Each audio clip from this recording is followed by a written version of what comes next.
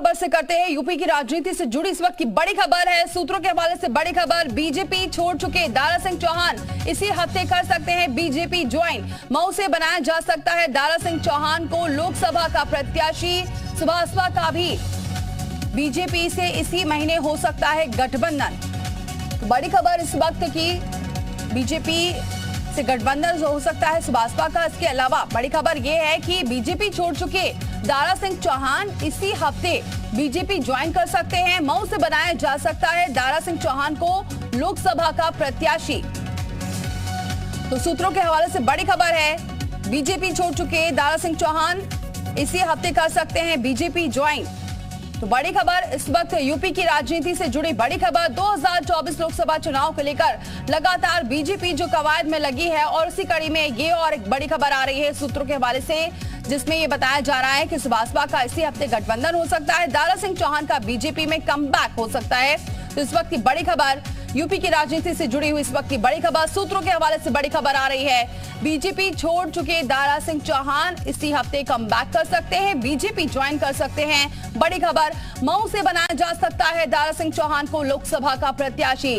सुभाषपा का भी बीजेपी से इसी महीने हो सकता है गठबंधन, क्योंकि जिस तरीके से नजदीकियां चल रही थी ओम प्रकाश राजभर की बीजेपी के साथ, और जो हमने देखा था कि लगातार उनकी बातें भी कुछ इस तरीके से आ रही थी, लगातार वो अपनी सीटों का ब्यौरा तैयार कर रहे थे सुभाषपा अध्यक्ष।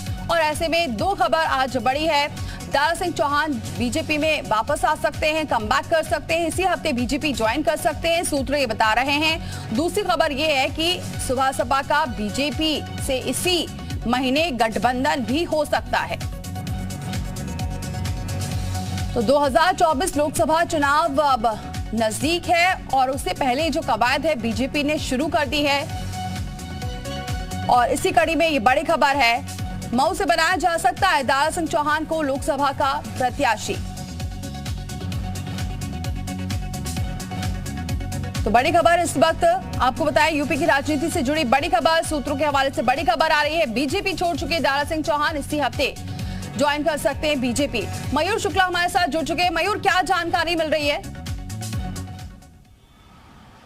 बिल्कुल, देखिए सूत्रों के अनुसार हमें जानकारी मिल रही है कि पूर्व में योगी सरकार में मंत्री रहे दारा सिंह चौहान, जो कि फिलहाल 2022 विधानसभा चुनाव से पहले उन्होंने भारतीय जनता पार्टी छोड़ के समाजवादी पार्टी का दामन थामा था। मऊ की घोसी सीट से वो विधानसभा से अपनी क्षेत्र से जीत कर भी आए, विधायक भी है। लेकिन उसके बाद जिस तरीके से उनके ऊपर NBW के तहत जो कार्रवाई की गई, वारंट जारी किया गया, और अब ये जो सूत्रों के हवाले से हमें जानकारी मिल रही है कि दोबारा उनकी घर वापसी हो सकती है, यानी कि दारा सिंह चौहान दोबारा भारतीय जनता पार्टी में इसी महीने शामिल हो सकते हैं और मऊ से उनको चुनाव भी लोकसभा का लड़ाया जा सकता है। तो ये बड़ी जानकारी सूत्रों के हवाले से हमें आ रही है, क्योंकि इसके पहले भी वो यूपी सरकार में मंत्री रहे और बड़ी वाहवाही भी उन्होंने ली। लेकिन अभी जो है समाजवादी पार्टी की तरफ उन्होंने रुख किया और विधानसभा चुनाव से पहले अखिलेश यादव का हाथ उन्होंने थाम लिया। हालांकि वो विधायक भी बने, लेकिन उसके बाद वो तमाम सारी मुश्किलों से अगर बीजेपी ज्वाइन करते हैं तो कितना फायदा होगा बीजेपी को?